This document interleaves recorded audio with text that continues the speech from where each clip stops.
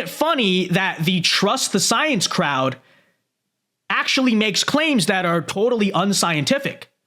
Let me be clear about this. Despite decades of genetic research on this very topic, and you know they are trying, you know that they have a vested interest to try, there has been found no scientific proof of a tangible link between genes and homosexuality.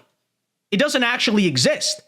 At best, the straws that these scientists have been able to pull are that it occasionally there's some genes that may somewhat correlate with increasing the chances of a link to homosexuality, right? So there's some genes where, you know, if you have this gene, sometimes statistically you will be more likely to have it by a slight amount, but it's been nowhere close to anything notable, and certainly nowhere close to the statement here, which is it's in their genes, it can't be changed, and it has been a part of evolution from the beginning. This is totally made up, right? So my challenge to everyone who replied with this genetic argument was very simple. Okay, then name me the gay gene. Or if it's a list of genes, then, you know, give me the names. What are the names of these genes that are supposedly predisposing people to be gay? And as you'll kind of find out going through all these replies, not one single person could do this. At best, some replied with, you know, what I said before, which are like these studies that find very weak correlations between some genes and a slight increase in homosexuality, very far from the claim they're born this way. It's all in the genetics, right? And even if we want to concede that, hey, there's a little bit of a genetic influence, which maybe that's true, I don't know. All these studies, all the science still concedes that there is a much higher degree of nurture than nature, right? Meaning that this is certainly not a condition that is totally out of anyone's control, right? And this isn't me saying that gay people necessarily consciously like choose it, right?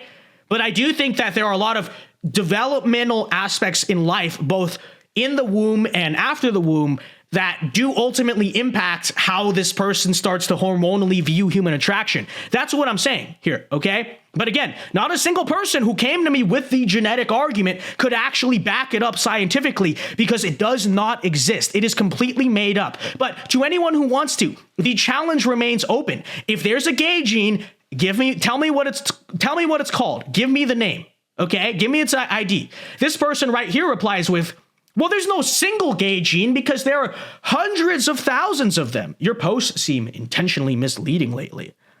Okay, so again, source, not to be that guy, but where'd you hear that there are hundreds of thousands of them? But taking that at face value, if there's hundreds of thousands of them, then it's probably very likely that there's hundreds of thousands because the link is not that strong, right? So that's why they have to put all these different combinations together to maybe find a correlation here, all right?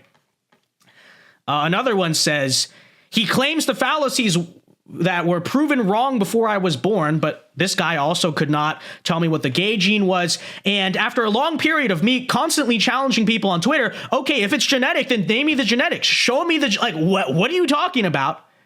This guy straight up says, well, where's the straight gene? You don't need to have one to accept that straight people exist. Don't need to have found the same for gay people either. So now we admit, apparently, that it is environmentally induced. Is that what we're saying now? Because, hey, genius, you can come at me with this, but I'm responding to what you guys are saying, okay? This is what we are arguing about.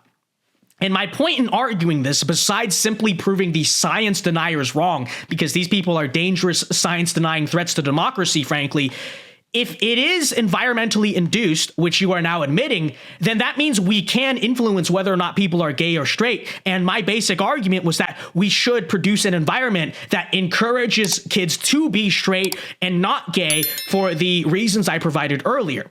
And by the way, the one thing I will say they are born that way, that does include prenatal hormone exposure, because that is real. Something that can affect your sexuality way more than genetics is your hormone exposure when your mom was pregnant. That's obviously something that you can't control.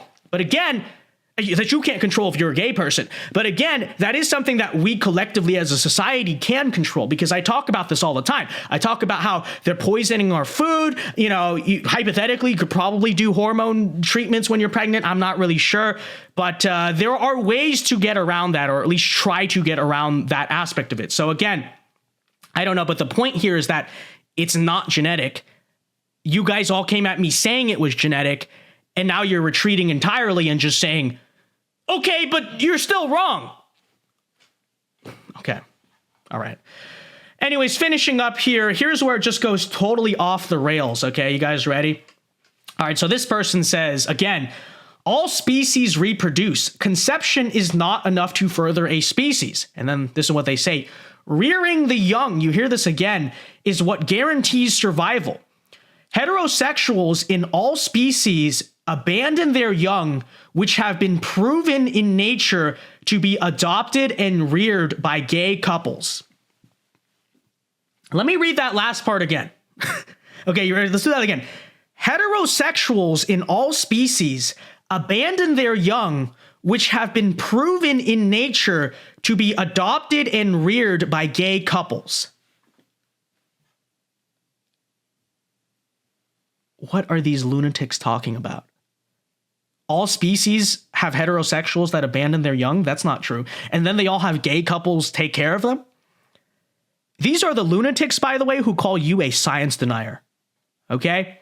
So naturally, as you can see, I asked him to simply name, he said all species, so there's a lot of proof there. But I asked him to name just one species where this has been observed. One species where the practice of heterosexuals abandoning their young and then being adopted by gay couples ever happens, okay? And their response was the following.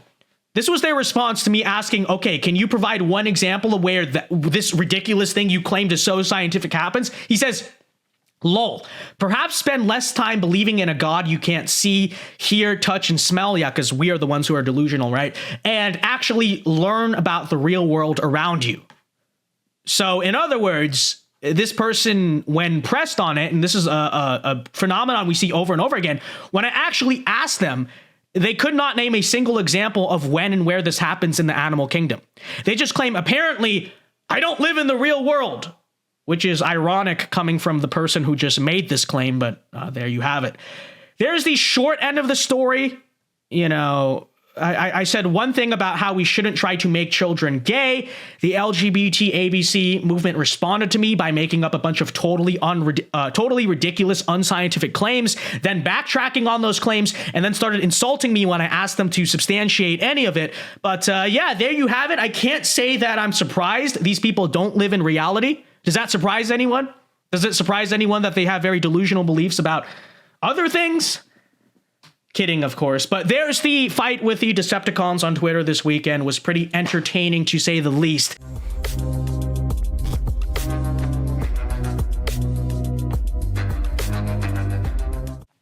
Hey guys, Vince Dao here. Hope you enjoyed that clip from our show. And if you enjoyed it, be sure to check out our other clips and check out the Vince Dao Show live every weekday of the night at 8 p.m. Eastern Time. This has been the first week of the show. It's been going great. The people have been loving it. So again, 8 p.m. Eastern Time live Mondays through Fridays here on YouTube. You do not want to miss it. Thanks and God bless.